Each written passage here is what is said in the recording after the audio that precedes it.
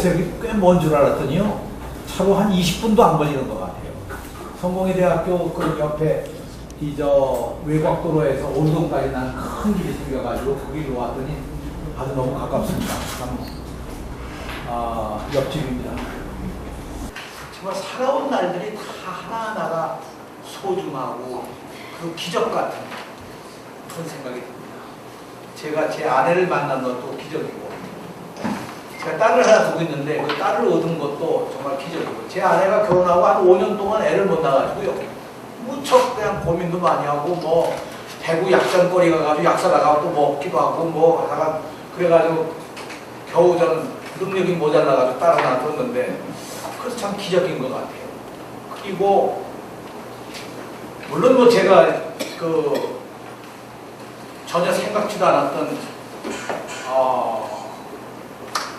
통일부 장관 한 것도 정말 기적이고요. 그때 노무현 대통령 모시고 남북 정상회담 한 것도 또한 뭐 정말 아주 놀라운 기적 가운데 하나입니다. 아마 여러분들도 아마 이렇게 돌이켜보면 사실 우리가 이렇게 살아있다는 것 자체가 엄청난 기적이죠. 남들보다 건강하게 이 자리에 와 있다는 것도 정말 기적이고 고마운 거죠. 여러분들이 저하고 같이 만나서 오늘 이렇게 인연을 맺는 것도 사실 기적입니다. 제가 언제 뭐 남동구에 와서 이런 강연하리라고 하는 생각 전혀 예측을 못했던 일입니다.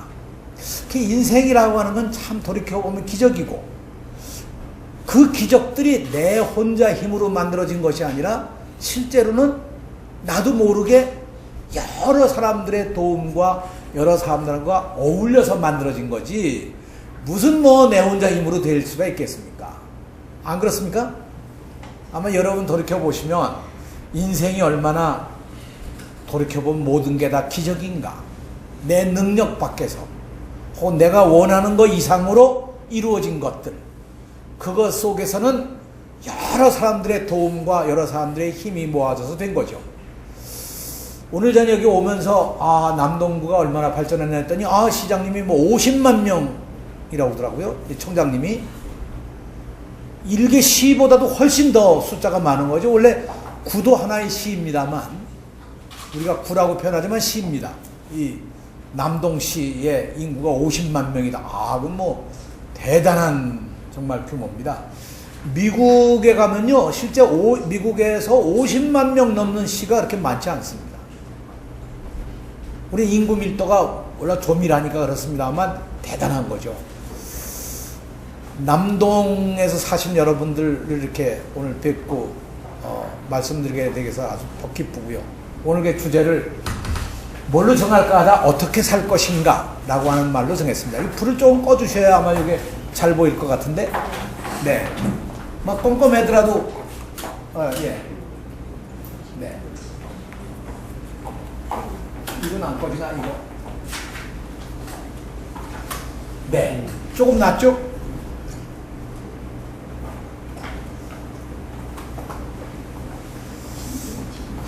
이게 진도의 그 유명한 그 기적에 뭐 해서 물이 빠지면 이렇게 섬으로 사람들이 갈 수 있는, 그래서 뭐 이 홍해가 갈라져서 일어났던 모세의 기적과 같은 기적도 우리 앞에 있다 그럽니다만, 사실 자연의 기적보다 아까 말씀드린 것처럼 우리의 삶 자체가 정말 기적이 아니겠습니까? 자연도 엄청난 기적과 놀라움이죠. 정말 경이롭습니다. 근데 또 따져보면 자연도 참 무서운 거죠. 지난 여름 얼마나 더웠어요. 이제까지 아마 우리가 경험해보지 못한 아주 엄청난 더위가 우리를 괴롭혀서 그 더위 때문에 죽은 사람들도 있는데, 그러고 보면 이 자연이라고 하는 것이 얼마나 놀라운 것인가. 요즘에는요, 정말 사람들이 걱정을 많이 합니다. 이 지구의 수명이 다 되는 것이 아니냐, 이런 걱정들도 하죠. 해 수면이 높이가 자꾸 높아집니다. 바다의 높이가 조금 높아지는 것에 따라서 실제로 육지가 없어지는 것만이 아니고 실제로 그거에 의해서 자연 환경이 다 바뀌고 어떻게 변화될지 모르는 거죠. 그게 정말 걱정입니다. 일본에 쓰나미가 와가지고 일본의 후쿠시마에 그 엄청난 이 원자력 발전소가 다 무너지고, 이거에 대한 피해가 지금 앞으로 몇십 년 동안 얼마나 진행될지 모릅니다. 아무도 예측할 수가 없습니다. 어떤 사람들은 앞으로 10년이 지나가게 되면 일본이 망할지도 모른다, 이런 얘기까지 지금 하고 있지 않습니까? 이 피해가 어떻게 될지 모릅니다. 실제로 저쪽에 그 체르노빌에서 일어났던 원자력 사고보다 지금 것이 몇십 배 더 크다는 거죠. 그러니까 실제로 자연의 이 변화라고 하는 거, 자연 환경의 여러 가지 기적을 우리가 얘기하지만 사실 그런 가운데서도 우리가 이렇게 오늘 이 자리에서 여러분과 함께 이렇게 얘기를 나눌 수 있는 것도 엄청난 행복이고 정말 감사한 일이죠. 그래서 사실 우리는 지금 지금 이 시간을 정말 우린 감사한 마음으로 지내는 것, 그것이 우리 삶에 우선 가장 중요한 일이 아닐까. 더 큰 걸 욕심내기보다 지금 이렇게 내 건강하고 내 발로 걸어올 수 있고 여기서 친구들도 새로운 친구들 만날 수 있고 새로운 이야기도 듣고 하는 이 기적과 같은 삶을 우리가 어떻게 감사하며 살 것이냐, 그게 중요한 얘기입니다. 이 진도에 언제 한번 가보시면 이걸 한번 보실 기회가 있을 겁니다. 금강산을 가보게 되면 이 금강산의 모습입니다. 이 운무에 쌓여있는 금강산의 일부가 보이는 이 모습, 얼마나 대단합니까? 금강산이 지금 닫혀있지만 조만간에 열리지 않겠습니까? 네. 이제까지 한 200만 명 가까이 우리 사람들이 가서 구경하고 왔죠. 처음 갔을 때하고 지금 마지막 갔을 때하고 엄청난 차이입니다. 처음엔 뭐 엄격하고 뭐 이게 겁나가지고 못 들어갈 정도고 북쪽 사람들도 어떻게 해야 될지 몰라가지고 뭐 아주 엄격하게 통제를 하고 했는데 마지막 문 닫힐 때, 그러니까 언제죠? 2008년 박왕자 씨가 그 불의의 사고로 목숨 잃었을 때 잃기 전까지만 하더라도 금강산 정말 참 아름다운 우리의 산이죠. 우리의 산, 남의 산이 아니라 우리의 산입니다. 정말 소중한 건데 금강산. 옛날에 우리 꿈이 언제 한번 살아서 우리 금강산 한번 구경했으면 좋겠다, 이런 생각도 했는데 이제 금강산을 다녀왔습니다. 여기 나의 버킷리스트라고 하는 것이, 버킷리스트라는 게 다른 게 아니고 내가 죽기 전에 꼭 하고 싶은 게 뭐가 있을까? 죽기 전에 정말 내가 뭘 할까? 정말 내 일을 꼭 하고 싶다 하는 걸 사람들이 보통 이게 표로 만들어서 전화 가지고 지낸다고 합니다. 여러분들도 아마 한번 좀 생각해 보십시오. 내가 죽기 전에 이 일만큼은 꼭 하고 싶다. 여러분 뭘 하고 싶으신지 한 마음속에 염두에 두시고, 이따가 제가 사람들이 가지고 있는 가장 유명한 하고 싶은 거 25가지를 제가 예시를 하나 드리겠습니다. 지금 생각해 보시고 그것과 어떤 차이가 있는지 한번 생각해 보십시오.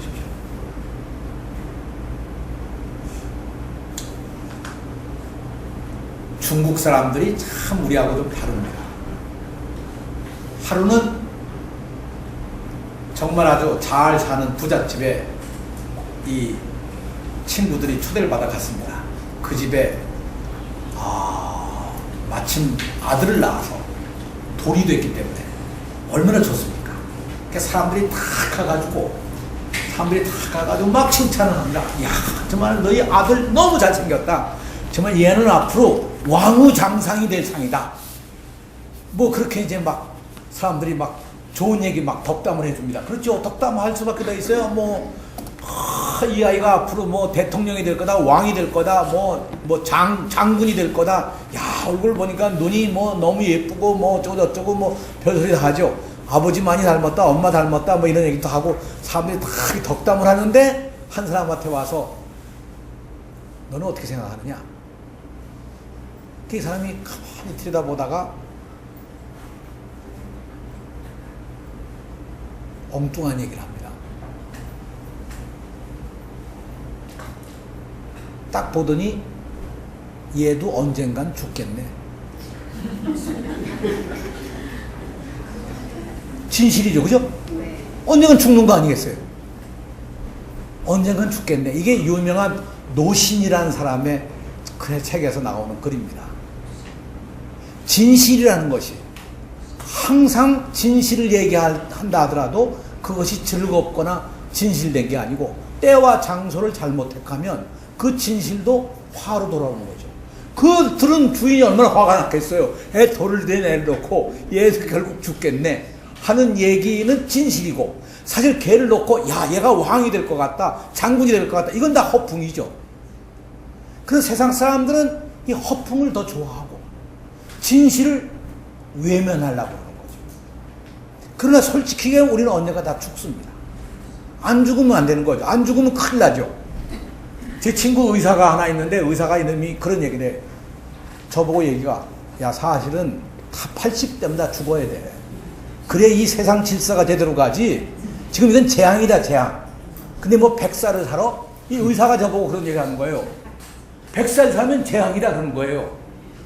그 사실 죽는 것, 그게 사실 진짜 누구에게나 주어진 운명이고, 그 아이 보고도 얘도 때 되면 죽겠군. 그 아버지가 얼마나 화가 났겠어요. 그 얘기 듣고. 아니 덕담하라니까 덕담은 안 해주고 무슨 뭐 얘가 죽을 거라는 얘기 하니까 정말 기가 막힌 거 아니겠어요. 그러나 죽음은 언제나 우리에게 옵니다. 나면서부터 그런 게 옵니다. 우리가 요즘에 노인 되면 치매 때문에 걱정을 하는데, 실제로 이 뇌 현상이 죽어가기 시작하는 것이 몇 살 때부터냐 할 것 같으면 20살이 넘어가면 죽어가기 시작합니다.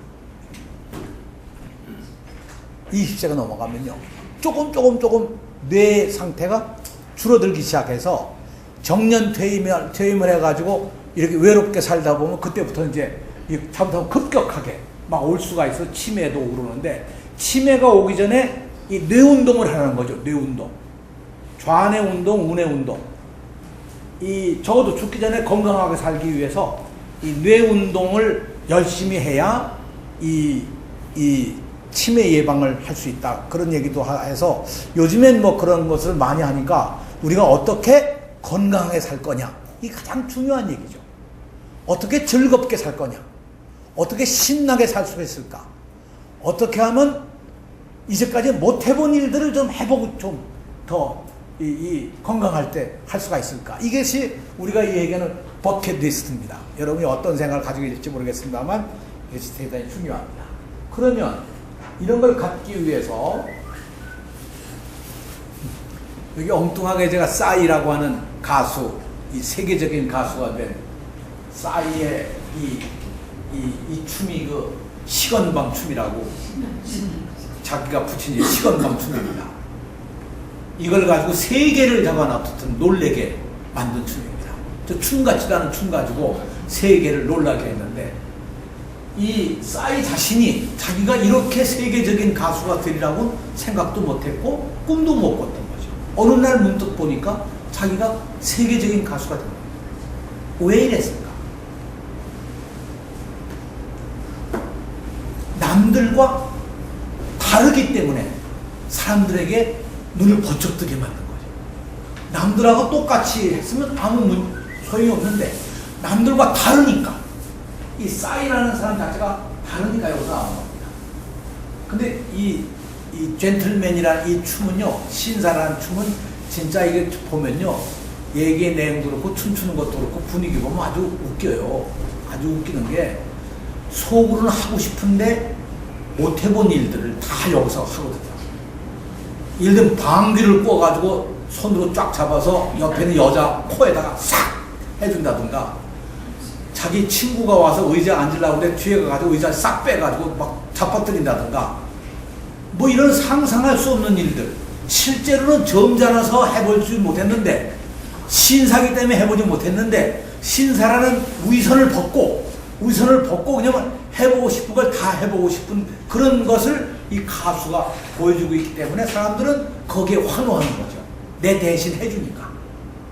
나도 저런 거 좀 한번 해보고 싶었는데, 다시 말하면 늘상 있던 어떤 틀, 생활의 틀에서 벗어나서 뭔가 새로운 변화, 새로운 것, 안 해본 것, 이걸 좀 해보고 싶은데 실제 우리가 못 해보거든요.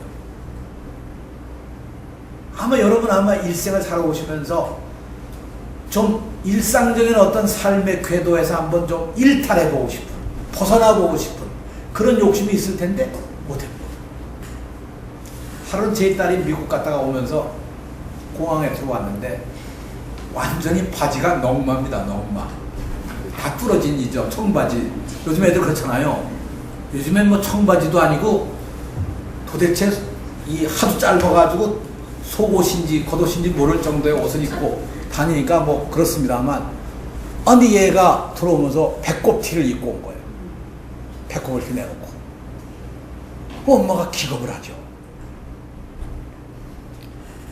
그 엄마가 집에 들어오자마자 애 가방을 열어보니까 이건 뭐 정말로 이 옷이 아니라 넝마만 있는 거예요.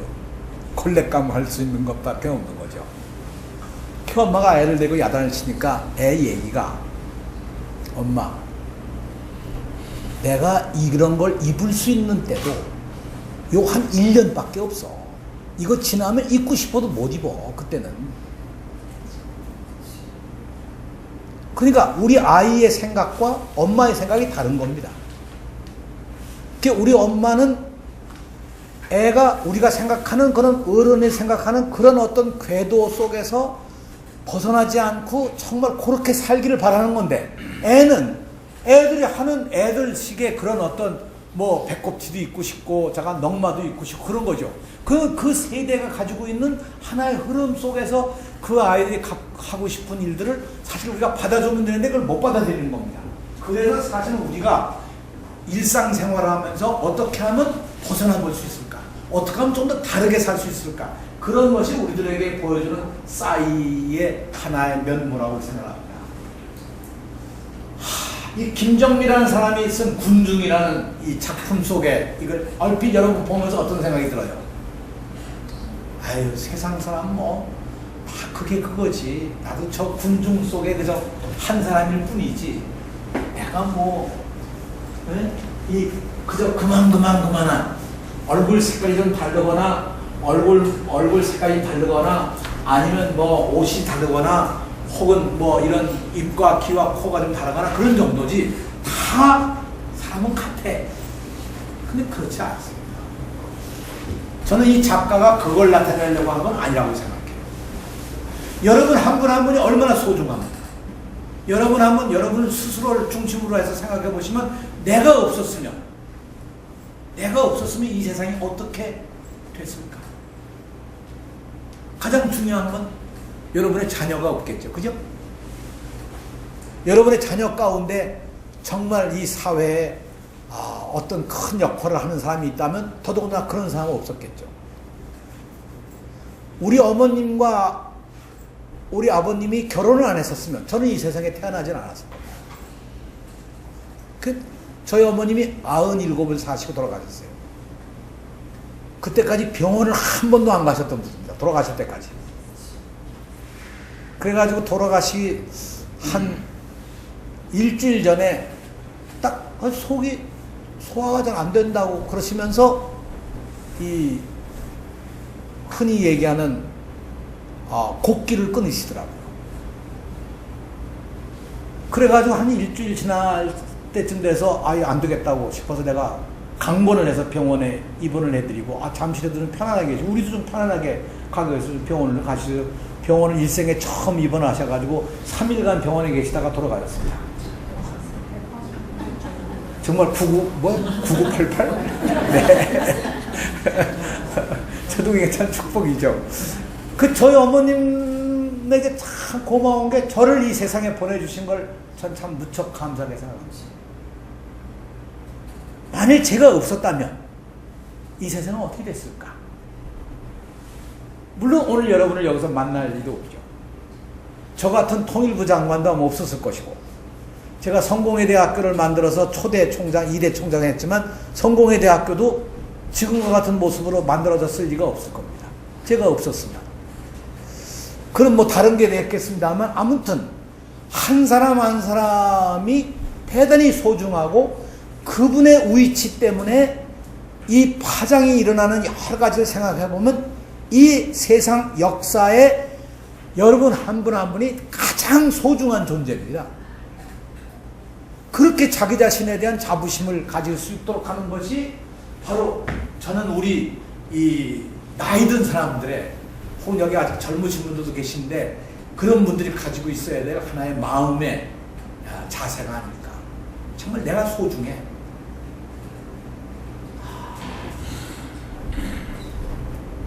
정말 내가 없었으면 우리 아이들은 어떻게 될 것이며, 그 생각은 또 뭐 놀라운 거죠. 이런 면에서 우리가 한번 여러 가지 생각을 해보자고 합니다. 그런데 사실 생각해보면 그렇게 소중한 사람과 사람 가운데 제일 어려운 일이 소통입니다. 대화가 없어요. 친교가 없어. 같이 나눔이 없어요. 그러게 사랑도 없고, 특히 거기서 가장 중요한 것이 엄마와 아이가 나누는 것 같은 몸과 몸이 나누는 그런 사랑도 없는 거죠.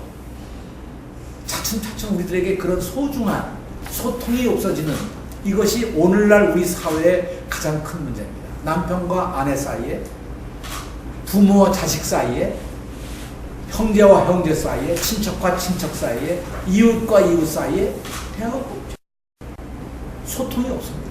심지어 요즘에는 나라 안에서도 뭐 대통령과 국민 사이에 소통이 없다. 뭐 정당과 정당 사이에는 물론이고, 이게 뭐 무슨 소통이 있느냐. 이 소통의 문제. 이 소통도 그냥 소통이 아니라 정말 생명의 숨결을 함께 나누는 것과 같은 그런 소통. 정말 그 속에서 하나의 그 사랑을 느낄 수 있는 그런 소통이 우리들에게 없다 하는 게 참 불행한 거예요.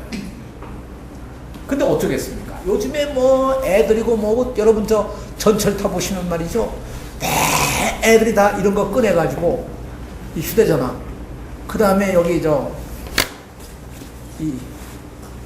이거 귀에 꼽는 거, 이거 해가지고 귀에 꽂고 앉아서 이러고 왜 앉아있지? 옆에 사람을 보기를 합니까? 뭐 누굴 오니 얘기를 합니까? 그러니까 지금 참 세상이 왜 이렇게 소통이 없는 사회가 됐을까? 소통이 없으니까 서로의 이해도 없는 겁니다. 하루는 저희 아이가 10살 때 저한테 하루는 엉뚱한 질문을 하더라고요. 아버지, 우리 할아버지에 대해서 어떤 분인가 좀 얘기해 줄 수 있느냐고 그래요. 저희 아버지죠. 근데 그때는 이미 저희 아버님은 조금 일찍 돌아가셨어요. 그래도 그 시대로 보면 그렇게 일찍 돌아가신 건 아닙니다. 근데 문득 아이한테 할아버지에 대한 설명을 해주려고 그러니까, 제가 맨 막내이기 때문에 사실 저희 아버님이 돌아가실 때는 제 나이가 중학생 때입니다. 고등학교 막 졸업하실 때입니다. 그러니까 실제 아버님은 시골 사시고 나는 서울 와서 공부하고 그랬으니까 아버님하고 이야기를 나누거나 그럴 새가 별로 없었습니다. 그러니까 아버님이 뭘 하셨고 어떻게 사셨고 하는 외형적인 건 이해할 수 있었는데, 우리 아버님이 마음속에 어떤 생각을 가지고 사셨고 어떤 꿈이 있었고 어떻게 이 세상을 어려움을 겪으면서 살아오셨는지 하는 그 내용을 저도 모르겠는 거예요. 그러니까 할아버지는 이러이러한 분이었어 라는 걸 외형적으로나 설명했지, 할아버지가 정말 가졌던 꿈, 할아버지가 가졌던 인생의 어떤 가치, 할아버지가 우리들에게 남겨준 어떤 말씀, 실제로 그 맨 마지막 얘기 같은 건 거의 없습니다. 돌아가시기 전에는 몇 년 동안 이분이 중풍을 앓으셨기 때문에 더더군다나 이 정상적으로 말씀을 그래도 하셨지만 정상적으로 우리가 얘기를 할 수 없을 상태가 됐었어요. 그러니까 실제로 아버님이 우리들에게 인생은 이렇게 살아야 돼, 너희들은 앞으로 이렇게 좀 세상을 보고 살아, 뭐 이런 얘기들을 나눠볼 새가 아버지하고는 정말 없었습니다. 오히려 어머님과는 그런 이야기를 나눌 기회가 끝까지 건강하셨으니까 있었지만, 돌이켜보면 우리 아이에게 설명해 줄 때 설명할 거리가 없는 거예요. 이제 그러다가 그 다음에 이제 세월이 또 흘러서 오늘날 와서 생각해 보니까 그런 이야기들을 어떻게 나누느냐는 건 결국 지금부터 우리가 가지는 어떤 소통이 굉장히 중요한 거죠. 소통이 굉장히 중요한 거죠. 소인혜 선생님 미안하지만 사진 하나 찍어주세요. 그래서 기념으로 남동구에서 강연하니까 사진 하나 저 뒤에서 하나 여기서 찍어주시면 여기 좀 찍으시죠. 좀 가까이서 찍어야 해도. 저는 이 그림을 보면서 정말 우리가 몸으로 나누는 어떤 소통, 더 나아가서 정말 우리가 건강하고 정말 신나게 얘기할 수 있을 그럴 때 자식들에게 무슨 얘기를 남겨줄 수 있을까? 무엇을 소통할까? 정말 그 얘기 많이 하셔야 됩니다. 그 정말 아주 중요한. 우리나라 노인이 아주 많습니다. 일본의 노인 인구는 전체 인구의 23%입니다. 무지하게 많습니다. 이탈리아가 20.6%, 독일이 20.4%, 우리나라는 2010년에 통계가 11%, 그리고 북한은 2008년에 통계가 8.7%로 나와 있습니다. 노인을 보통 65세 이상으로 봅니다. 그럼 우리나라는 현재 노인으로 볼 때 1949년생부터 노인이라고 볼 수가 있는 거죠. 그죠? 그러면 이분들은 누굽니까? 한국 전쟁을 경험하고 산업화 시대를 살았고 민주화 과정을 겪고 핵가족 시대를 겪으면서 이제는 스마트폰 시대, 스마트폰으로 모든 걸 다 할 수 있는 그 스마트폰 시대에 살고 있는 거죠. 요즘에 이게 그렇게 이제 우리가 생각해 보면 엄청난 겁니다. 우리나라는 노인이 65% 이상의 노인이 전체 인구의 이렇게 11%라고 하면 급격히 지금도 늘어가고 있습니다. 그래서 사실은 노년에 있는 분들이 어떻게 살 것인가, 또는 여기 계신 젊으신 분들은 우리 부모님 세대나 노인을 모시고 있는 입장에서 그 노인들에게 어떻게 뭘 해드릴 수 있을까 라고 하는 것을 우리가 좀 생각해 보면, 이런 상황에서 노인들이 갖고 있는 그 경험들, 한국 전쟁으로부터 시작해서 산업화 시대나 민주화 과정이나 핵가족 시대나 혹은 지금 스마트폰 시대에까지 얼마나 수많은 경험들을 우리가 짧은 기간 동안에 해냈습니까? 한국 영화가 미국의 헐리우드 영화를 이길 수 있는 전 세계 유일한 영화입니다. 뭐 불란서나 영국이나 뭐 할 거 없이 어느 나라군요, 헐리우드 미국 영화를 이길 수 있는 나라가 없습니다. 한국 영화가 미국 영화를 이깁니다. 왜 그러냐? 짧은 기간 동안에 엄청난 경험을 했거든요. 다 정말 무서운 경험하지 않았습니까? 그리고 지금은 우리가 세계적인 국가가 돼서 지금은 우리가 어떤 의미에서 보면 일본보다 이제 앞선다 막 그러고 있지 않습니까? 옛날 그 소니 텔레비전 나올 때만 하더라도 우리가 일본을 앞선다는 건 상상을 못했고, 일본보다 더 좋은 텔레비전을 만든다 꿈도 못 꿨습니다. 근데 소니 하나 갖는 게 정말 꿈이었었죠. 젊은 분들은 잘 모르시겠습니다만 우리 70대 된 정도면 다 그걸 기억을 하죠. 전기밥솥, 일본의 그 전기밥솥,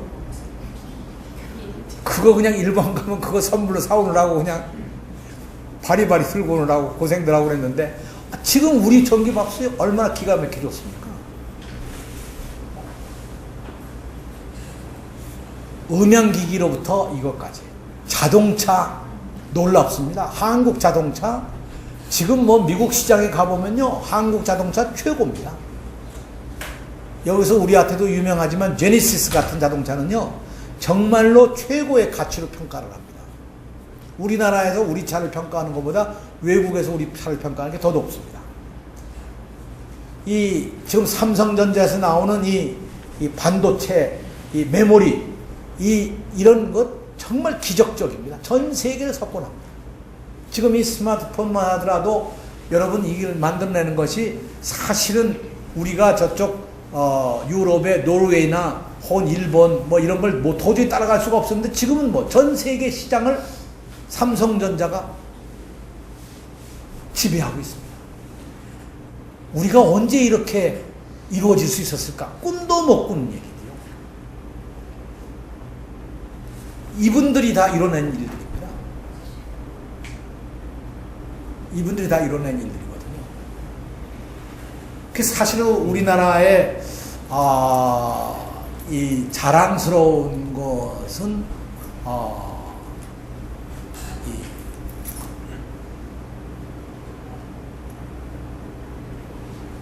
고난을 이겨왔다고 하는 것, 고난의 역사를 이겨온 것, 이것이 큰 힘입니다.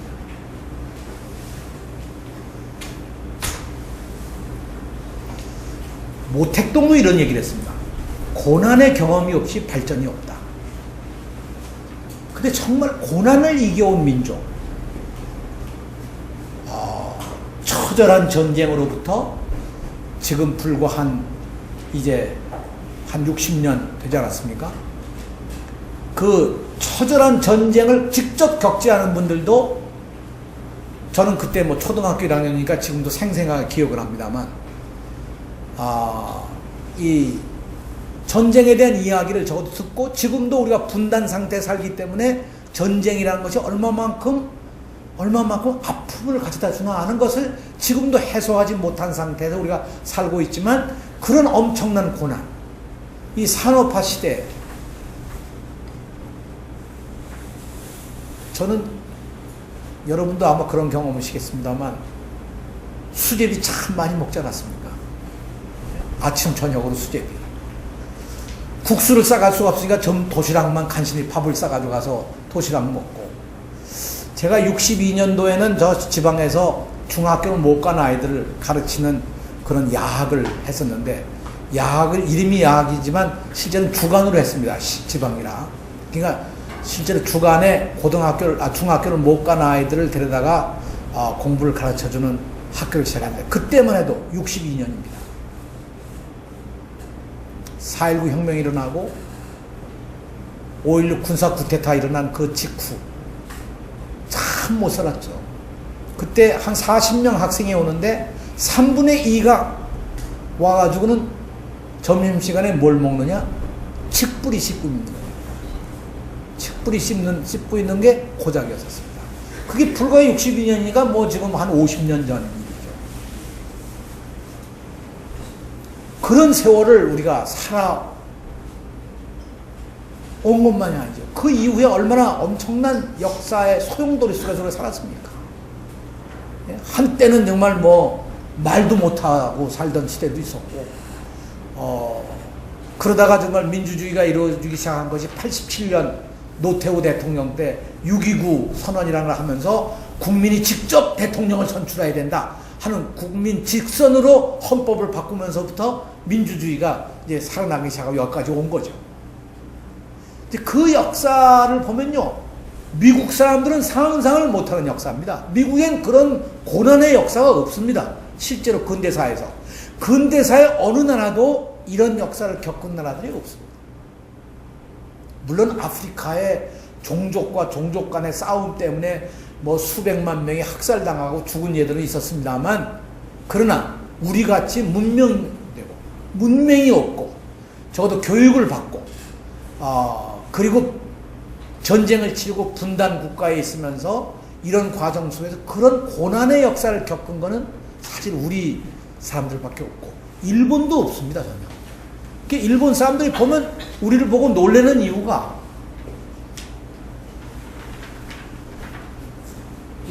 우리가 가지고 있는 어떤 이런 여러 가지 변화에 대한 대응 능력, 이런 어려움 속에서 살아남을 수 있는 그런 이해와 노력, 역할, 이런 것들을 정말 그 외국 사람들은 상상을 못하는 거죠. 노인 문제 대단히 심각합니다. 그런데 이 노인 문제에서도 독거노인이 보통 많은 게 아닙니다. 여기도 아마 혼자 사시는 분이 계신지 모르겠습니다만, 우리나라 노인이 2000년에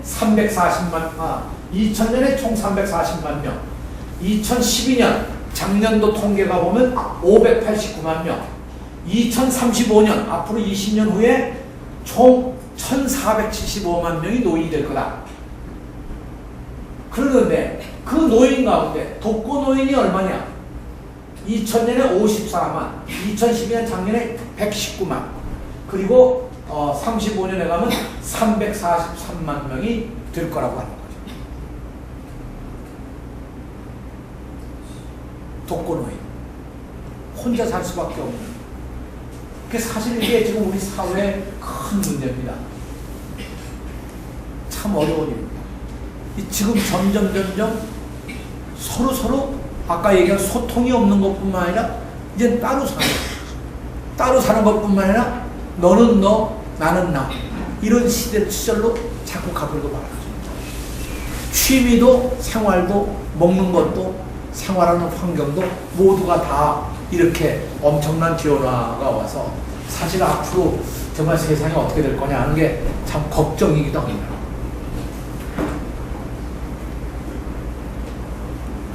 제가 대략 몇 시에 끝나는 거죠? 4시? 3시 50분? 3시 50분. 좀 재미있게 말씀을 드려야 되는데, 제 재미있게 말씀을 드리면 미안합니다. 옛날에 저도 꽤 웃기기도 하고 재밌게 했는데요. 나이가 들고 나니까 잘 못하겠더라고요. 더군다나 이게 솔직한 고백이 국회의원하고 장관을 지내고 났더니 사람이 경직돼가지고 저 자신이. 그럼 어디 가서 웃기려고 그러면 야, 그 채통을 살리지 어떻게 장관식이나 한 놈이 그렇게 말을 그렇게 하고 제 친구가 와가지고 그렇게 얘기해서 그 다음부터는 저도 좀 점잖게 얘기하니까 지금 사실은 그래서 잘 못하는 거 이해하시고 좀 재미가 없어도 이게 다 우리의 문제, 여러분들이 풀어나가야 될 과제들입니다. 어떻게 이런 문제를 풀어나갈까? 우리들의 하나의 과제입니다. 자, 불과 10년 사이에 독거 노인이 2배로 늘어난 거죠. 노인 인구가 지금 35년 1475만 명. 이게 뭐 엄청난 겁니다. 실제로 요즘에 와서 연금이 문제된 이유가 연금 제도를 처음 만들 때 그때만 하더라도 우리 수명을 대체로 얼마로 봤냐면 한 70 정도로 봤습니다. 그걸 시작할 때. 근데 지금 다 웬만하면 90까지 다 사시잖아요. 그렇잖아요. 저도 70인데 저는 지금 청년이라고 생각하고 제 스스로는 착각은 자유입니다만 제 스스로는 그렇게 생각하는데 그러니까 이게 지금 연금 문제가 대단한 문제입니다. 저도 요즘엔 연금 받으면서 사는 사람. 근데 연금 받으면 그래도 행복한 거죠. 저희 장모님을 제가 모시고 사는데 저희 장모님은 올해 93입니다.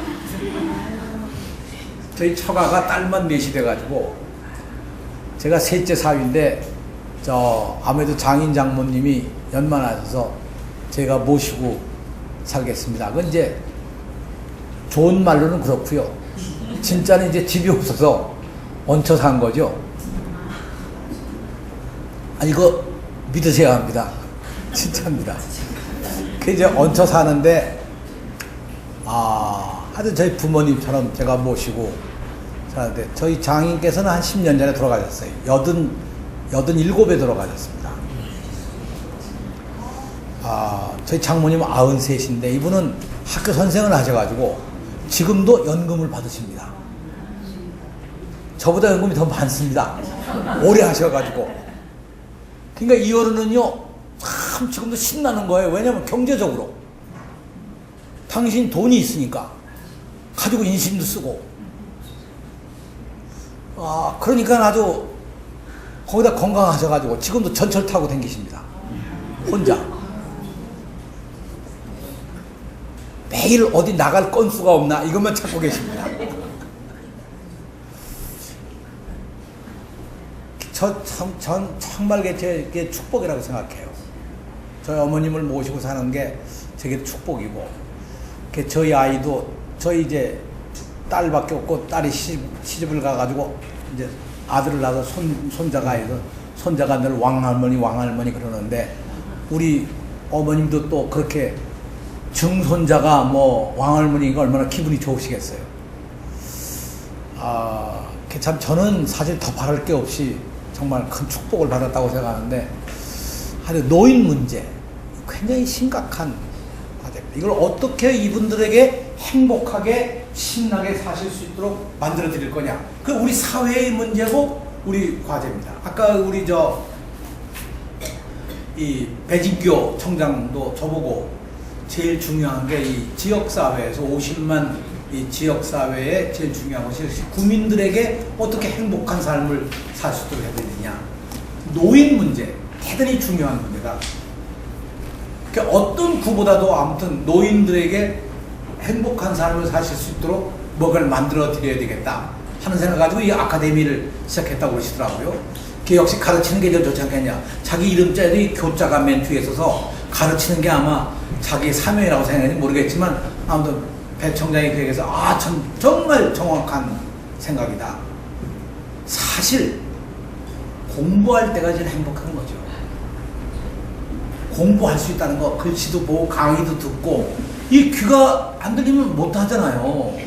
또 눈이 나쁘면 또 못 하지 않습니까?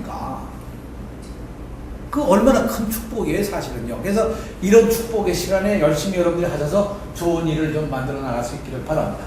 그런데 65세 고령 인구 비율이 7%에서 14%까지 도달하는데 걸린 기간이 선진국에 프랑스는 115년이 걸렸습니다. 7%에서 14% 되는데 우리나라는 14% 될 때가 언제냐? 맨 밑에 있어요. 2018년입니다. 앞으로 5년 후입니다. 그럼 몇 년이냐? 18년 만에 우리는 65세 고령 인구가 전 인구의 14%가 넘는, 이게 대한민국이라는 데가 정말 특별한 나라입니다. 아니 다른 나라가 다 스웨덴 85년, 호주 73년, 미국이 69년 걸려서 노인 인구가 14%가 되는데 우리는 단 18년 만에 전체 인구의 14%가 노인이다. 나는 이건 정말 우리나라가 얼마나 좋은 나라인가라고 하는 것을 반증하는 거죠. 이 사회가 어떻든 건강을 잘 유지하실 수 있도록 다 지켜드리고 어떻든 노인들에게 뭔가 노년을 잘 즐겁게 사실 수 있도록 해드리는 여러 가지 것이 되는 거 아니겠습니까? 일본이 26년 걸렸습니다. 일본이. 그러니까 우리가 참 대단한 나라죠. 이게 미국 인구통계국에서 만든 자료입니다. 우리나라가 2018년이 되면 18년이 되면 14% 노인 인구가 전체 14%가 되는 그런 나라가 된다. 이걸 보면 우리나라가 다른 나라하고 다르다 하는 걸 아실 수가 있죠.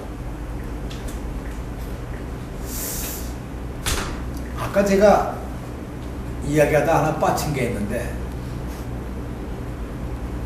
노인으로서 우리가 산다든가 어떻든 간에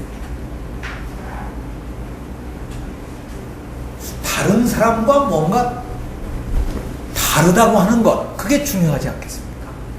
난 딴 사람하고 달라. 그저 똑같은 사람이 아니야. 그래서 제가 사실은 성공회 대학을 저희가 성공회 대학교가 정식으로 대학으로 4년제 대학으로 인가받은 것이 1993년입니다. 꼭 20년 됐습니다.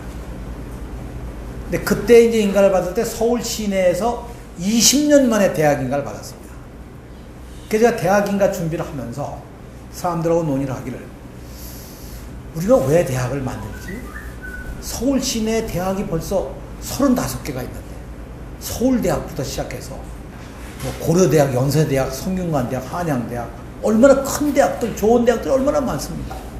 근데 우리가 대학을 왜 만들어야 해? 다른 대학과 같은 대학을 만든다면 만들 필요가 없잖아요. 그렇잖아요. 다른 대학과 같이 가려면 그 뭐 뒤늦은 후발대학이 돼가지고 다른 대학하고 어떻게 경쟁을 하겠습니까? 하면 세상 사람들이 뭐 그거 있으나 마나한 대학 없어도 그만 있어도 그만 그러면 뭐를 그걸 하겠어요? 그래서 정말 다른 대학하고 어떻게 다른 대학을 만들지? 그 생각을 그때 했었는데요. 그때 고민하면서 대학을 만들면서 우리가 성공의 대학이니까 성공하는 대학은 만들자. 뭐 그런 생각은 속으로 했지만 뭐가 성공이냐? 대단히 중요한 질문 아니겠어요?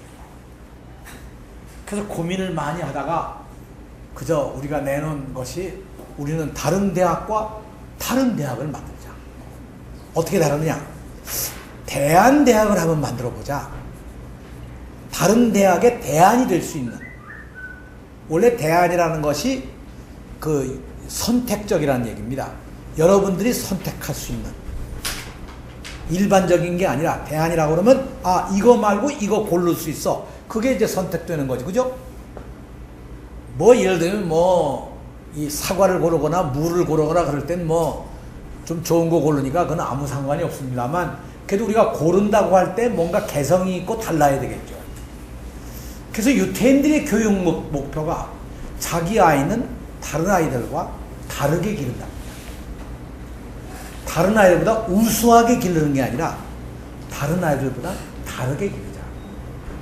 어떻게 다르냐 하는 게 제일 중요한 일일 텐데 결국 우리의 삶도 역시 다른 사람과 좀 다르게 살아보자. 그게 아마 우리들 이번 아카데미에 오시는 여러분들이 아마 목표일 거고. 그런데 이런 속에 60세 이상 노인이 겪는 여러 가지 어려움들이 많습니다. 뭐 여러분들이 다 아시는 일이지만 첫째로는 돈이 없어요. 자식들 다 주고 집도 자식 명의로 되고 퇴직금 받은 거 자식이 사업한다 그래가지고 몽땅 다 털리고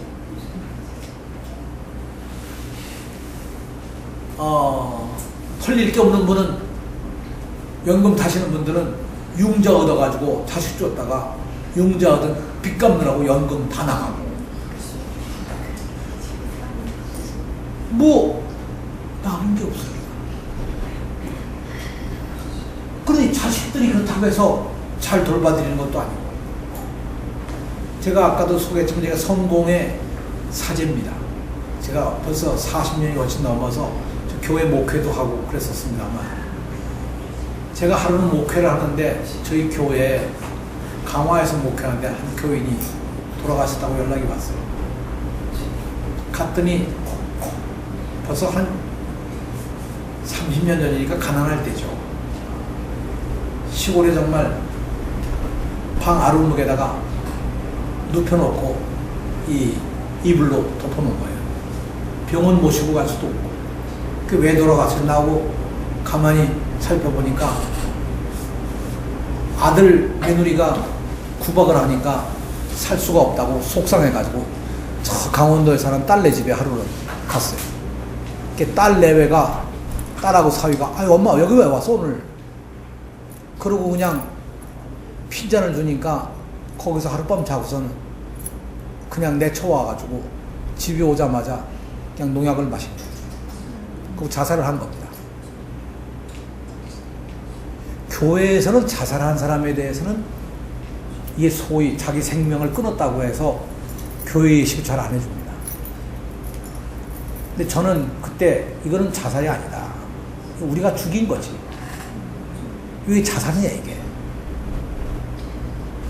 우리 사회가 그 가정이 그 자식들이 걷어주지 않으니까 결국 죽은 거 아니냐. 죽은 게 그 할머니의 책임이 아니다. 전 우리가 반성해야 된다. 근데 얼마나 가난하면 장의차도 없이 리아카에다가 시신 싣고 정말 거적대기 덮어서 그리고 묘까지 가서 장례를 치렀습니다.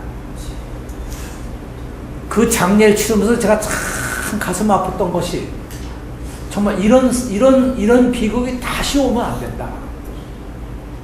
우리 주변에 이런 비극이 있어서는 절대 안 된다. 그러는데 사실은 두 번째 가장 우리들에게 어려운 것 중에 하나가 여기 있는 이 아래에 있는 이 외로움과 소외감입니다. 근데 여기 이렇게 나와 있지만요, 일반적인 거지만 이따 또 더 무서운 이제 통계를 보여드리죠.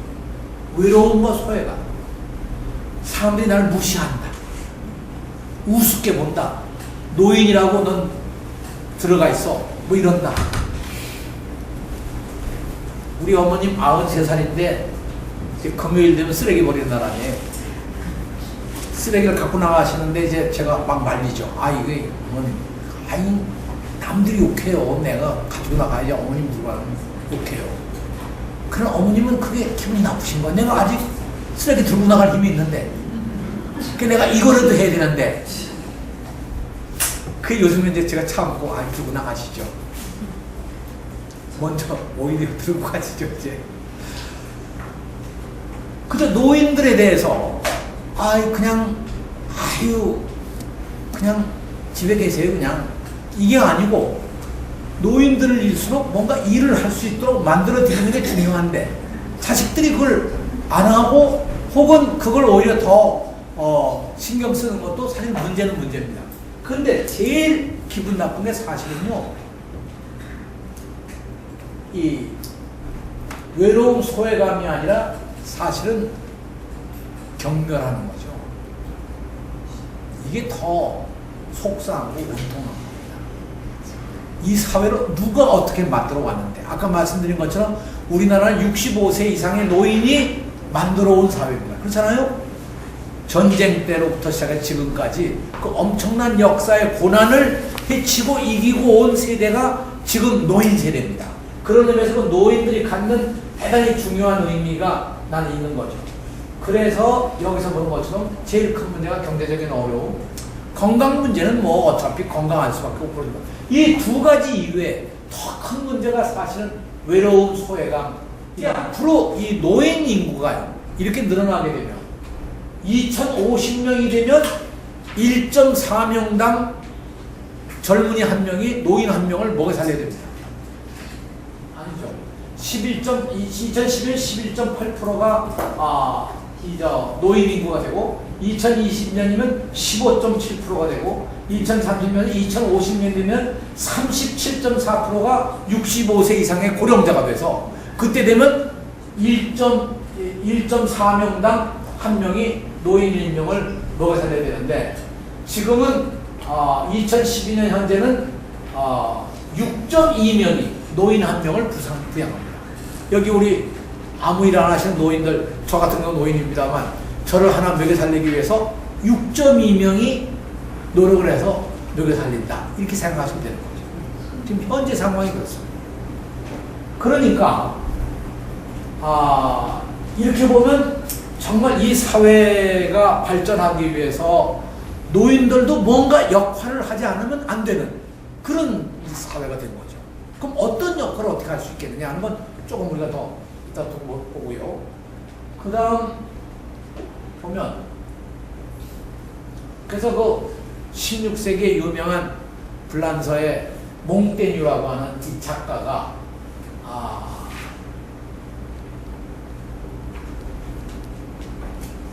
우리가 도대체 뭐냐 하는 걸 몽테뉴는 이렇게 꿈처럼 얘기합니다. 바보 천치 같은 확신과 공상적인 진리, 사회에서 항해하도록 운명 지어진 것이 바로 우리다. 그렇기 때문에 우리가 어떻게 이 세상을 살아갈까, 이 세상을 어떻게 살아갈 것인가 하는 거에 20가지 문답을 여기다가 이 사람이 내놓은 게 있습니다. 어떻게 살아갈까? 20가지가 오는데, 맨 첫째가 죽음을 걱정하지 마라. 죽음을 걱정하지 말라는, 죽음을 두려워하지 말라는 것도 되죠. 다시 말하면 나는 언제 죽어도 좋아. 후회 없어. 그렇게 인생을 산다면 우리에게 굉장한 축복이 되겠죠. 그럼 뭔가 미련이 남아있다. 난 뭔가 못한 게 있다. 그러면 그건 문제가 있겠지. 그러니까 죽음을 걱정하지 마라. 굉장히 중요한, 그렇게 산다고 하는 것이 중요합니다. 언제 죽어도 좋다.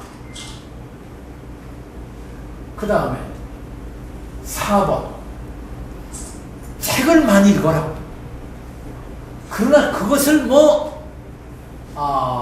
기억하려고 하지 마라. 그냥 잊어버려라. 책 읽을 때 즐거움으로 충분하다.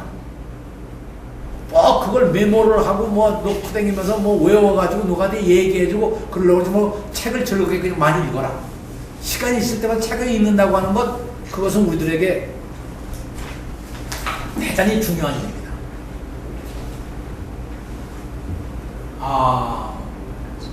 여덟 번째, 나만의 뒷방을 마련해라. 이거 구체적으로 방을 얘기하는 것만은 아닙니다. 내가 혼자 있을 시간과 장소를 생각하면서 나를 늘 돌이켜보는 거죠. 나는 지금 뭐 하고 있지? 자식들에게 내가 뭐지? 내가 정말 어머니야? 할아버지야? 할머니야? 아저씨야? 내가 정말 그럴 자격이 있나? 하는 걸 생각해보는 거죠. 나만의 뒷방을 마련해라. 늘 자기 시간을 한번 가져보라는 겁니다. 자기 시간을. 제가 캐나다에 유학을 갔는데 하루는 제가 아주 존경하는, 저하고 아주 가깝게 지내는 그 대학의 교수 가운데 사회복지학을 가르치는 교수님이신데, 그 남편은 시의원을 하고 이분은 교수고 아주 행복한 가정입니다. 그거 참 좋은 일을 많이 한 가정이에요. 하루는 이분이 나이가 60이 넘었는데 하루는 저를 딱 보자고 그러더니 오셔서 나 이혼했어 그러시더라고요. 아니 이혼이라니 말이 됩니까? 이게 좀 혹시 오해하지 말고 들으세요. 그 내가 아니 그럴 수가 있습니까? 독실한 기독교인입니다. 성공의 신자입니다. 캐나다에. 정말 훌륭한, 인격적으로나 교회 생활로나 정말 모범적인 거예요. 근데 왜 이혼했습니까? 했더니 딱 다른 얘기를 하는 게 아니에요. 내가 일생을 남편을 뒷바라지하면서 살아왔는데 또 그렇지도 않았겠지. 제가 교수를 했으니까 이제 정말 내가 하고 싶은 일을 좀 하고 싶어서 이혼을 했다는 거예요. 그게 뭘 하고 싶습니까? 그랬더니 아프리카에 가서 그 가난한 사람들에게 자기가 가지고 있는 경험들을, 사회복지라고 하는 그 개념들을 가르쳐주고 싶다. 그 정말 이혼하고 아프리카로 갔어요.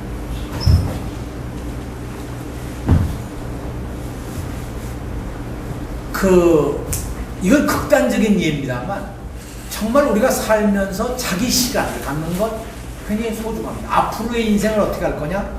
하루를 살든 하루도 좋고 한 달도 좋고 1년도 좋고 일정한 기간 동안 자기의 나만의 뒷방을 가지고 살아라 말을 한다는 겁니다. 요게 비추는 거죠. 가운데까지.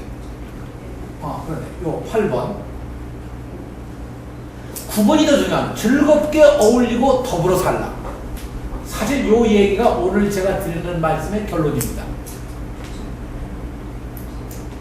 누구하고나 즐겁게 어울리고 더불어 살아라. 이것이 즐겁게 어울리고, 어울리는 즐겁게 어울려야죠.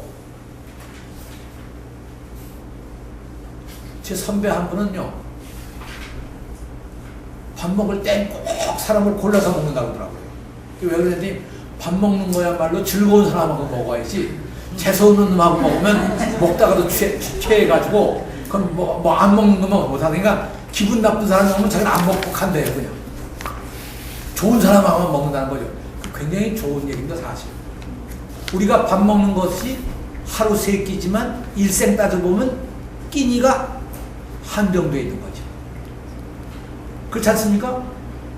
그 한정되어 있는 끼니, 한 끼니를 먹는 것, 누구와 함께 먹느냐 굉장히 중요하죠. 나는 외국 사람들한테 하나 배울 것이 있다고 하면 그 사람들은 파티를 참 많이 합니다. 집에서 불러서 잔치를 하는 거예요. 집에서. 근데 오늘날 우리 사회가 너무 야박해지기 시작해서 집에서 잔치 안 하고 힘드니까 뷔페 가서 뷔페 한번 먹고 오죠. 네? 그리고 중국집 가서 그냥 터지게 그냥 기름진 거 먹고 오면 그냥 몸무게가 만들죠. 서양 음식 가봐야 별로 맛대가리도 없는 거 뭐 먹고 오면 뭐 그거 돈만 비싸죠. 한식집도 가보면 왜 요즘에 그렇게 복잡하게 하는지 좀 담백하게 만들어내는 한식이 없이 그냥 뭐 가지수만 많지 실제 먹어보면 되게 그냥 그런 거죠. 그런데도 불구하고 다 뭐 잔치는 밖에서 하지 집에서 안 하지 않습니까? 옛날에 혼인잔치 다 집에서 했죠. 육순, 칠순, 뭐 회가 다 집에서 하지 어디 가서 했습니까? 근데 요즘에 다 그냥 외식으로 가니까 좀 그런 정성도 없고 맛도 없어졌는데 참 좀 보면 외국 사람들 보면 그 파티를 참 많이 집에 초청해서 집에서 같이 어울리고 좋은 사람들끼리 어울려서 같이 어울려 즐겁게 먹고 더불어 사는 이게 굉장히 중요합니다. 여러분 누구와 지금 더불어 사십니까? 한번 생각해 보세요. 가만히 보면 나는 더불어 사는 사람이 없는 거예요. 누가 나하고 더불어 살고 싶어 할까? 나는 누구와 더불어 살고 싶은가? 그러고 보면 이렇게 놓고 보면 말이죠. 이렇게 놓고 보면 정말 내가 어려움을 당했을 때 내가 아주 어려움을 당했을 때 내가 도움을 청하거나 부르고 싶은 친구가 몇 명이 있나? 꼽아보면 별로 없습니다. 그게 인생입니다. 왜? 내가 그렇게 못해줬으니까 남도 나에게 그렇게 못해주는 거죠. 그 지금이라도 즐겁게 어울리고 더불어 살 수 있는 길을 찾는 거 굉장히 중요합니다. 그 다음 나이가 들을수록 절도 있게 살아야 됩니다. 저희 어머님 또 얘기가 쌓였습니다만 저희 어머님 90피째까지 사신 비결이 있습니다. 이 어른이요 허리도 꼿꼿하고 돌아가실 때까지 눈도 밝고 귀도 밝으시고 텔레비 다 보시고 빨래 직접 다 하시고 그러면서 하나 철칙이 있어요. 간식을 드시면 저녁 식사량을 그만큼 줄입니다. 그러니까 당신이 하루에 드시는 정량이 있어요. 그 양 이면은 절대로 넘질 않습니다. 먹는 거 굉장히 중요합니다. 그래서 여기 있는 이 절도라는 거 상당히 중요합니다. 또 이 절도라는 건 단순히 먹는 것만이 아닙니다. 자기의 처신, 누구와의 관계, 다시 말하면 끊고 맺는 게 분명해야죠. 그것이 우리들 삶의 하나의 교훈이라는 거죠. 요거 다 몽테뉴라는 사람이 우리에게 전해주는 얘기입니다. 인간성을 지켜라. 자, 요 13번이 아주 기가 막힌 겁니다. 아무도 한 적이 없는 것을 한번 해봐라. 왜냐, 아무도 해본 적이 없는 것을 해보면 그것처럼 즐겁고 보람 있는 게 없지 않겠습니까? 아무도 한 적이 없는 것을 한번 해보는 것. 정말 이건 정말 이 16세기 때 이 몽테뉴라는 사람이 한 얘기 가운데 나는 아주 정말 대단한 얘기라고 생각합니다. 세상을 보라. 내가 살고 있는 요 내 집, 내 가정, 내 주변, 내가 나가는 교회, 내가 나가는 절, 내 친구들, 노인방, 뭐 남동구 이것만 보지 말고 세상을 봐라. 세상이 지금 어떻게 돌아가고 있는지 멀리 바라보는 걸 해봐라. 그러면 우리가 내가 있는 자리가 얼마나 행복한 것인지도 알 수가 있고 어떻게 살아야 되는 것도 우리가 알 수가 있는 것이 아니겠냐. 이 세상을 보자. 세상 지금 도대체 어떻게 돌아가고 있는 거냐. 15번 이것도 아주 너무 잘하지 마라. 이 잘하려고 하다가 괜히 엉망이 되거나 문제가 생깁니다. 너무 잘하려고 하지 마. 보통은 그냥 수수하게 이 정도면 됐어 하는 정도면 좋은 거지. 너무 잘하려고 하지 말라는 거. 17번 자기 자신을 돌이켜보되 후회는 하지 마라. 왜? 후회해봤자 소용없어요. 다 지나간다면 후회하면 뭐겠습니까? 후회하기 전에 다 그 후회할 짓을 하지 말아야 되겠죠.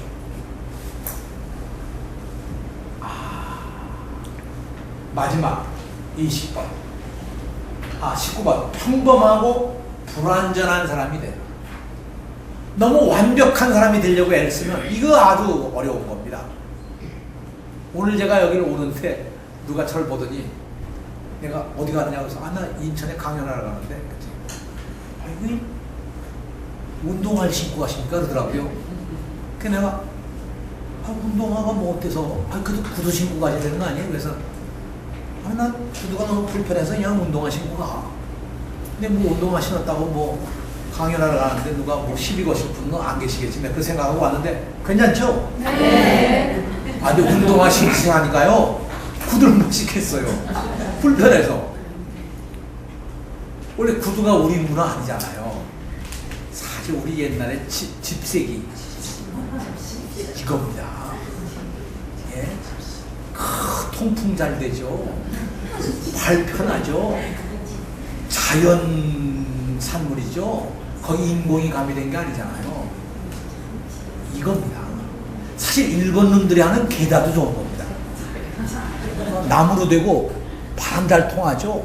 발은 원래 바람이 잘 통해야 되는 거예요. 그래야 냄새도 안 나는데 우리가 구두 그 동물 가지고 만든 거 그걸 그냥 신고 그냥 하루 인종일 20개 있으니까 얼마나 불편합니까? 괜히 한번 그렇게 얘기를 해보는 거죠. 뭐. 불완전한 것 완벽하게 되려고 해서 꼭 남의 눈치 볼 필요 없는 겁니다. 남이 나를 보고 어떻게 생각할까? 그거 필요 없는 거거든요. 참 우리가 체면 때문에 삽니다. 그렇죠?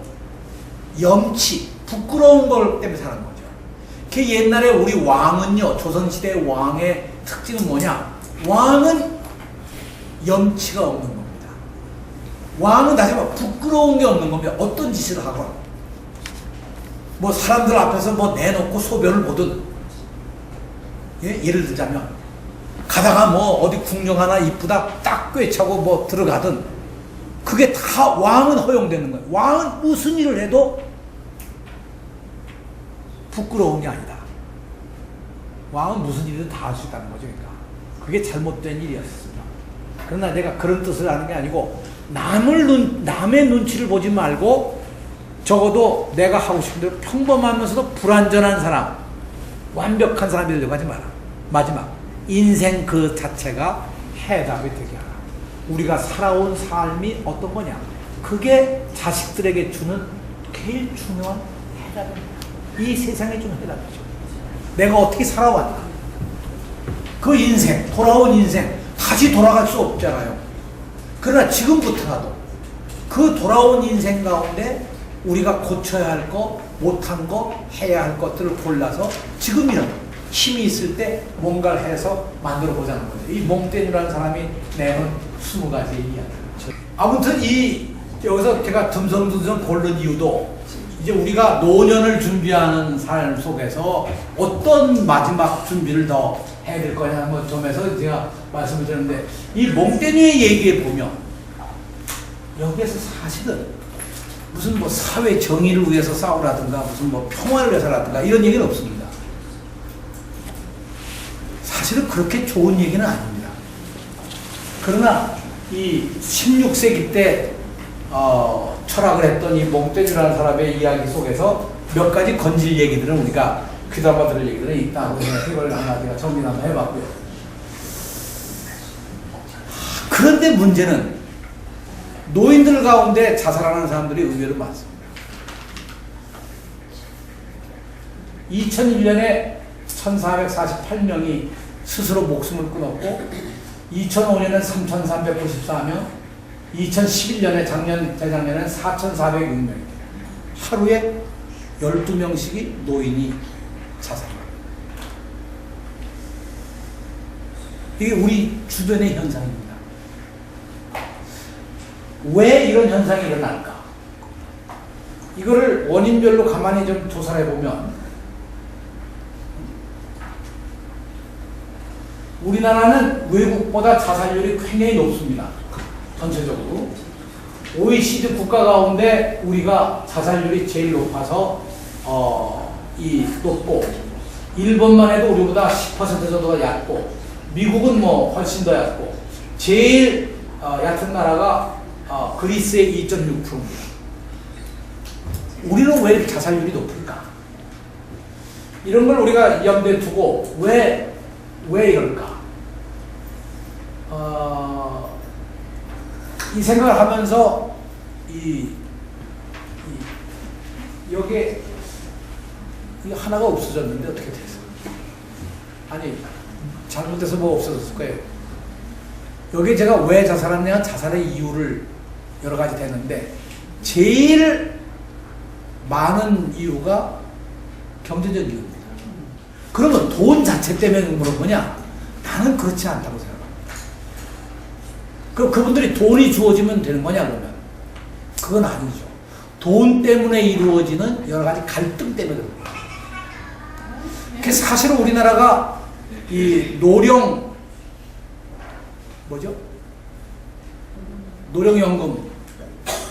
제도가 있죠.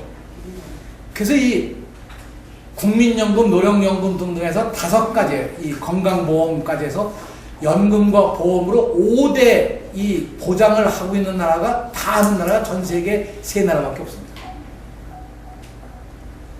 우리나라의 노령연금 제도라고 하는 건 일본보다는 좀 못합니다. 그럼에도 불구하고 노령연금 제도를 두고 있는 세계 몇 나라에 손꼽는 나라에 들어갑니다. 이게 지금 노무현 대통령 당시에 이게 만들어져서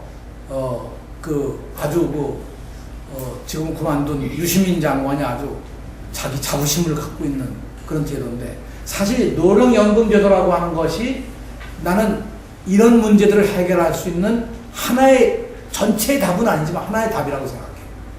그러나 이런 아카데미도 역시 마찬가지 사람들에게 새로운 희망을 주고 용기를 주고 뭘 할까라는 것을 다시 시작할 수 있도록 만들어 드림으로 해서 뭔가 이 새로운 꿈을 가지고 에너지를 가지고 힘을 가지고 살아갈 수 있도록 만들어 드리는 것, 이것이 자살을 막는 하나의 방법일 거라고 생각해요. 여러분 주변에 있는 많은 사람들에게 그걸 막을 수 있는 역할들을 우리가 점점 해나가야 된다. 하루에 12명의 노인이 세상을 뜬다는 건 우리들 스스로도 하나의 커다란 하나의 과제다, 이렇게 보는 거죠. 그러면 우리가 세상을 어떻게 사는 것이 가장 중요한 거냐? 뭐가 가장 중요한 걸까? 그래서 여기 제가 이 한자로 화라고 쓴 이글 성공회 대학의 신용복 교수가 쓴 글씨에 이런 얘기가 있습니다. 정말 우리가 화목하게 지낸다든가 평화롭게 지낸다는 게 뭐냐? 그거는 서로 다른 차이를 존중하는 거다. 나하고 너하고는 다르다. 격차가 있다. 다르다. 이 다르다고 하는 것을 존중하는 것, 받아들이는 것, 그게 우선 제일 중요하다는 거죠. 그러나 우리 집안의 이웃의 친구들 가운데 우리하고 서로 다르다. 다른 것으로 오히려 더 소중하게 생각하지, 나하고 같다, 이거는 아니라는 거죠. 두 번째, 여러 가지 다양한 것들을 포용할 수 있는 마음이 있어야 된다. 여러 가지 다양한 것들을 포용할 수 있는 마음이 있어서 서로 함께 공존할 수 있는 철학, 공존할 수 있는 그 철학이 그게 화라고 화목하다든가 화해를 한다든가 혹은 평화라든가 하는 거에 가장 기준이다. 공존, 더불어 사는 것, 이것이 가장 중요한 거죠. 근데 이게 우리가 안 됩니다. 참 안 돼요. 같은 이웃 간에서도 한번 벌어지면 참 어렵고, 집안의 형제, 일가 친척 가운데서도 제사 때도 안 오잖아요. 근데 그렇다고 그걸 미워하지 말라는 겁니다. 그러려니 하라는 거죠. 그거 다르게 이렇게 해석할 수 있지. 안 올 수도 있지. 그걸 오히려 내 자신부터도 그걸 갖다가 마음속에 담아두고 있으면 나도 병나는 거죠. 그러니까 누구나 다 사람이 살면 그럴 수 있는 거죠. 그래서 차이를 존중하고 다양성을 포용하는 것, 그래서 서로 공존하는 것, 함께 더불어 사는 것. 반대로 모든 것을 자기 중심으로 하나로 동화시키려고 한다면 내 중심으로 해석하는 거지. 그러면 그 자체가 오히려 화가 되고 그 자체가 잘못된다는 거죠. 그래가지고 남들을 내 편으로 만들려고 하고, 그런 것이 바로 패권의 논리가 동일한 거죠. 자기 중심으로 가려고 하는 것, 이걸 버리고 차이를 존중하고 공존하자, 이것이 화라는 겁니다. 그래서 화이부동이라는 말은 공존과 평화에 올리는 거지. 이것은 한 개인의 삶부터 우리 모두의 삶이 마찬가지라는 겁니다. 나는 남북관계도 똑같다고 생각합니다. 북쪽이 원수죠. 우리하고 같이 살 수가 없는 놈들이죠. 그러나 같이 살 수가 없다고 하면 원수도 그냥 계속 지내는 건데, 그러면 우리한테, 우리 속에도 평화가 없고 우리 한반도에 평화가 없는 거예요. 원수니까 오히려 어떻게 서로 다르니까 어떻게 하면 우리가 함께 살아갈 수 있는 길이 없을까? 그걸 추구하는 것이 평화죠. 그게 없으면 못하는 거죠. 뭐. 저들은 가서 그냥 대포로 그냥 다 그냥 완전히 뭉개버려야 돼. 그렇게 생각하면 거긴 도저히 같이 살아갈 수 있는 공존이 없는 거 아니겠습니까? 이게 참 역사라는 게 참 묘한 거예요. 여러분 지금 세상을 보면요. 독일이 전쟁을 했던 1차 대전, 2차 대전의 전범 국가 아닙니까? 독일이 유태인들을 얼마나 많이 학살을 했어요. 그러나 오늘날 독일은 유태인의 나라인 이스라엘과 외교 관계를 수립하고 서로 잘 살죠. 우리나라는 일본하고 어떤 관계입니까? 36년간의 식민 통치만이 아니고 90년 전에 일어났던 관동 대지진 때는 이유도 없이 지진이 일어났는데 조선 사람들이 우물물에다가 독약을 타서 우리를 다 죽인 거라고 해서 가짜로 얘기를 퍼쳐가지고 그때 죽은 사람 수가 수천만 명, 수만 명이 죽었습니다. 지금까지 그거 밝혀지지 않았습니다. 일본이 사과도 안 합니다. 이 전쟁터에 정신대 할머니들 끌고 가가지고 그냥 인권 유린을 하고 사람을 그렇게 짓밟아 놓고 나서도 지금까지 일본은 사과 한마디도 안 합니다. 그러나 그 일본과 우리가 외교 관계를 지금 하고 지내고 있지 않습니까? 미국하고 베트남이 얼마나 무서운 전쟁을 했습니까? 그때 우리 군인들이 베트남 가가지고 수없이 죽고 죽은 것뿐만 아니라 지금은 고엽제, 그때 쓴 거 고엽제 때문에 지금 뭐 완전히 폐인되고 그런 사람들이 얼마나 많아요. 그런 엄청난 비극임에도 불구하고 미국이 베트남과 외교관계를 수립하고 있고 우리는 오늘날 박근혜 대통령이 베트남을 가가지고 뭐 얼마나 서로 기분 좋게 지금 지내고 있습니까? 이런 것들을 보면 세상의 과거의 원수가 오늘의 친구가 되는 게 세계 역사의 하나의 흐름인데, 그런 속에서 본다고 하면 우리가 정말 이런 것을 어떻게 우리가 만들어갈 수 있을까? 이게 우리들의 하나의 과제입니다. 어떻게 우리가 서로 더불어 함께 살 수 있을까? 함께 살 수 없는 사람하고 함께 살 수 있을 때 가장 중요한 일이에요. 최근에 아마 여러분도 보셨겠지만 남자 둘이 결혼식을 했죠. 보셨죠? 네. 텔레비도 보시고. 아, 세상에 저렇게 망측한 일이 있을 수가 있나? 남자 둘이 어떻게 결혼을 하고 같이 산다고 그래? 저건 인류의 반인간적인 거고 저럴 수가 있나? 그런데 참 오묘하게도 이건 인류학을 공부한 사람의 과학적인 얘기입니다. 전 세계에 여자가 좋고 남자가 좋은 사람이 12명에 한 명씩 있다는 거예요. 그 우리 방에 지금 몇 명이죠? 한 60명 되나요? 그럼 우리 방에도 60명이라면 5명은 여기서 비례로 보면 있을 수가 있다는 거죠. 그러니까 옛날엔 저것을 나타내질 않았으니까 모르는 거지.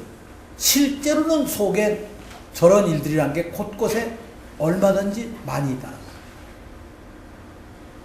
그게 오늘날 와서 저거야말로 정말 우리하고 다른 거죠.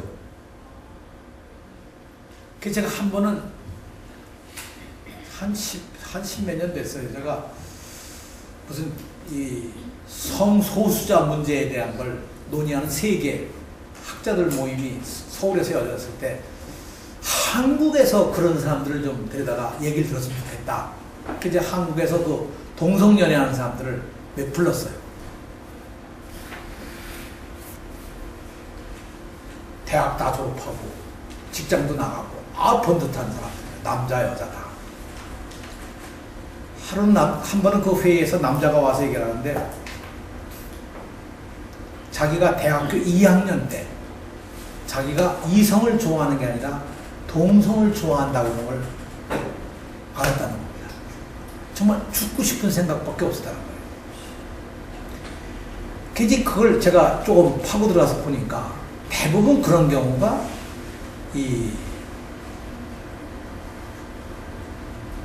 선천적으로 타고난 겁니다. 남자인데 여성 호르몬이 더 많이 분비가 돼서 겉으로는 남자인데 속으로 생리적으로는 여자인 겁니다. 그러니까 이런 사람들은 태생적으로 여자를 봐도 같은 여자니까 겉으로는 자기 남자지만 여자가 좋은 게 아니에요. 성적으로. 오히려 남자한테 성적인 매력을 느끼는 거예요. 이런 기가 막힌 노릇이 있어요. 그래서 대체로 그 호르몬 분비에 따라서 그런 현상이 일어나기 때문에 그건 자기가 억제하려고 하는 사람은 많이 억제를 하지만 억제를 할 수 없는 사람들의 경우는 억제가 안 되는 거죠. 사실 솔직하게 하면 성 문제는 이 의지나 이런 뭐 윤리 도덕이나 이런 걸로 억제가 되는 게 아닙니다. 사실은. 오히려 동물들과 다릅니다. 동물들은 꼭 자기가 생산을 하고 싶을 때 그때만 발정을 해서 이 암컷과 수컷이 교배를 하지 아무 때나 하는 게 아니거든요. 그래서 참 그런 얘기가 이상하게 또 이건 그만두죠. 하여튼 차이를 어떻게 우리가 존중할 수 있느냐. 어떻게 자기 중심으로 모든 걸 끌어가지 말고 이웃 중심, 남 중심, 타인 중심으로 갈 수가 없겠느냐. 이게 우리들에게 하나의 과제를. 그래서 오늘 저는 여러분에게 드리고 싶은 말씀이 우리가 이 세상을 살면서 갈 수 있는 길. 그것은 정말 여럿이 함께 가는 세상.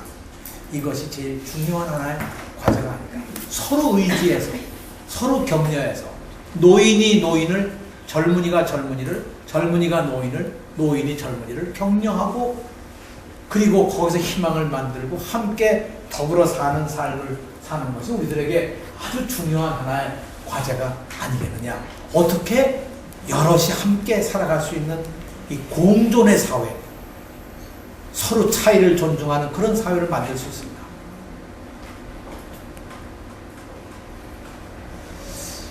북한 사람들이 여기 이제 탈북자로 와서 사는 사람이 한 2만 5천 명 됩니다.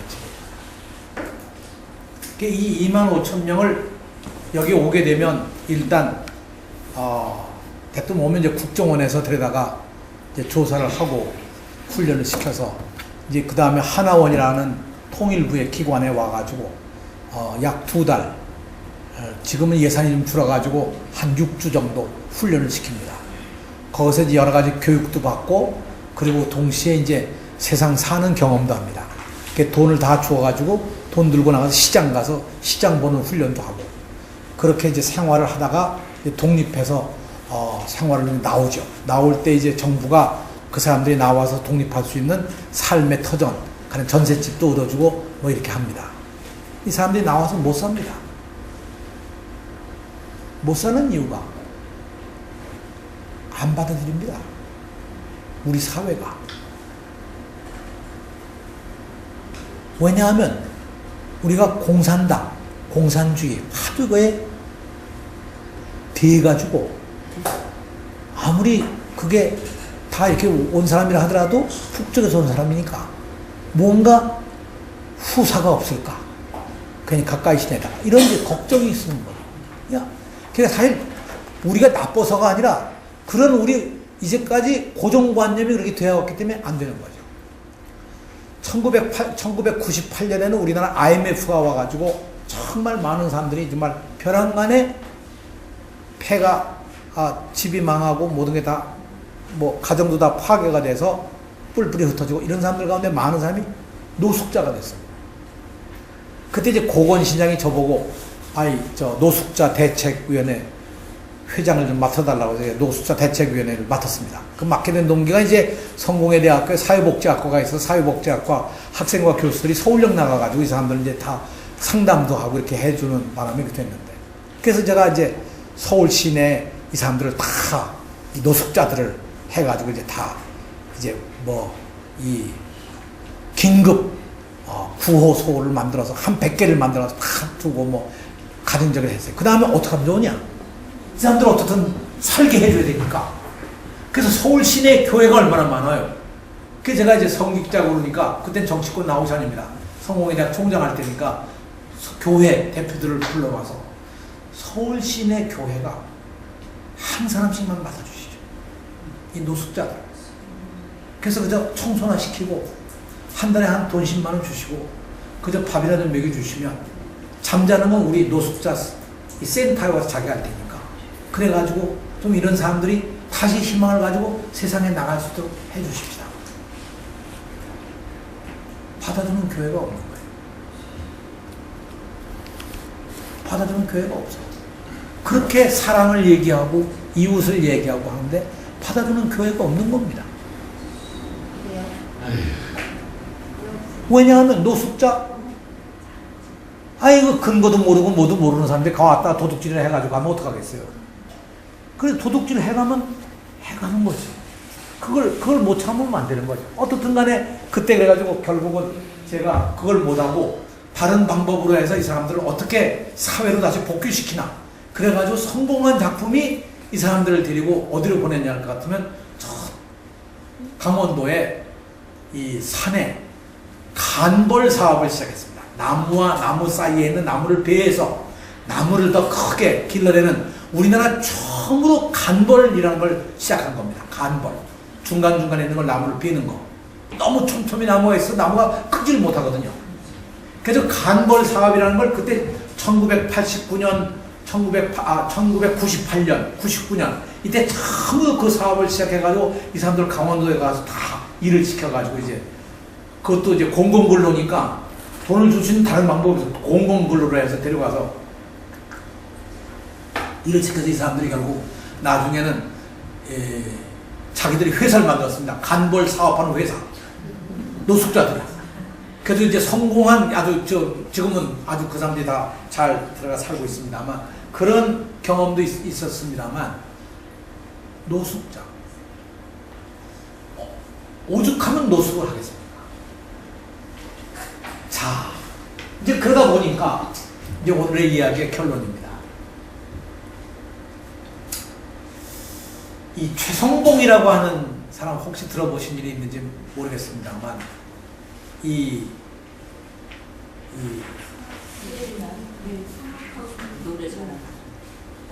저 텔레비전 노래자랑에 나와서 밀라 판타지아라는 노래를 불러가지고 아주 졸지에 유명한 가수가 된 그런 아주 이 거지로 살고 고아원 출신이고 어렵게 살던 그가 무조건 한 번의 삶이니까 무조건 살아야 된다. 이런 이야기를 한 젊은이의 이야기입니다. 나는 한 사람의 삶은 그대로 하나의 박물관이라고 생각합니다. 여러분 한 분 한 분이 다 인생을 그렇게 보면 엄청난 삶의 박물관입니다. 아까 우리 선생님이 공무원 생활 30년 하셨다는 게 그 삶의 경험이라든가 이런 게 얼마나 엄청난 일입니까? 거기서 겪은 여러 가지 일들이 이 세상의 한 단편이죠. 그래서 사실 우리가 정말 살면서 마지막으로 해야 할 일이 뭐냐? 가장 중요한 일 가운데 하나가 여러분이 아까 제가 버켓 리스트가 뭐가 있나 생각하시라고 했는데 저는 오늘 여러분에게 결론으로 권해드리고 싶은 말씀이 자기의 이야기를 남겨놓는 것. 그게 굉장히 소중한 일이라고 생각합니다. 여러분의 손자, 여러분의 증손자, 여러분이 돌아가신 다음에도 그 후대에도 두고두고 읽을 수 있는 우리 조상의 이야기. 그 어렵던 시절을 나는 이렇게 이기고 살아왔어 하는 그 경험의 이야기들, 그 갈등의 이야기들, 그것을 하나하나 이야기를 남기는 것, 그것이 굉장히 소중한 일이라고 생각합니다. 그래서 제가 지금 소속해 있는 은빛기획이라고 하는 협동조합이 하고 있는 사업이 뭐냐면 단계 아니고, 뭐 이 정치인이나 뭐 유명한 사람들은 자서전을 써가지고 누구 자서전이라 자서전 책을 내는데, 그렇게 유명하지 않아도 적어도 우리 같은 그냥 보통 사람들도 좀 자서전을 쓰자. 이 세상에 남기고 싶은 이야기들을 남겨서 자식들이 두고두고 읽을 수 있도록 해보자. 우리 어머님은 97세가 되실 때까지 일기를 쓰셨습니다. 이어르는 학교를 다니는 일이 없는 분입니다. 어깨너머로 정말 한글을 깨우치시고, 그래서 글이 명문입니다. 그 내가 어머님 그 글을 가지고 내가 책을 한번 내리라 이렇게 마음을 먹고, 아까 말씀드린 바와 같이 병석에 막 누우셨을 때 그 원고 좀 주시죠. 그랬더니 어머님이 참 기가 막힌 거예요. 그건 자기 자신을 위해서 쓰셨다는 거죠. 남을 보여주기 위해서 쓰긴 게 아니라 자기 자신을 위해서 썼기 때문에 병석에 들기 전에 다 없애신 겁니다. 참 기가 막히더라고요. 근데 그게 있었으면 얼마나 좋을까. 더 좀 일찍이 그 원고를 살짝 훔쳐다놨다가도 좀 책을 만들었으면 좋았을 걸. 그 생각을 했는데 그 기회를 놓쳤습니다.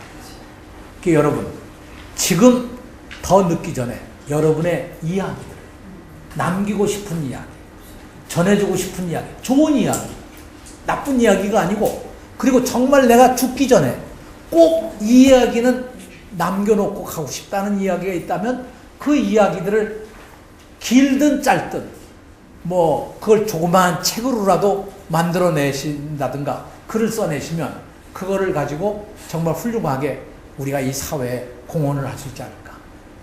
그래서 저희 은빛기획이 사실은 그런 자서전을 전기 작가가 다 이야기를 듣고 대신 써서 책으로 만들어 드리는 그런 사업을 지금 하고 있습니다.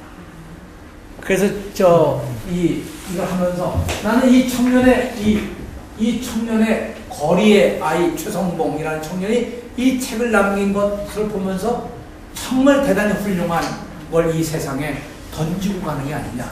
정말 하고 싶은 이야기를 이 세상 속에 하는 거거든요. 우리가 여러분 한 사람 한 사람이 소중한 삶을 살아오셨고, 그것이 하나의 살아있는 하나의 박물관이기 때문에 그 박물관의 이야기를 꼭 어떤 방법으로든 남겨주시기를 부탁을 드리면서 오늘 제 이야기를 마치도록 하겠습니다.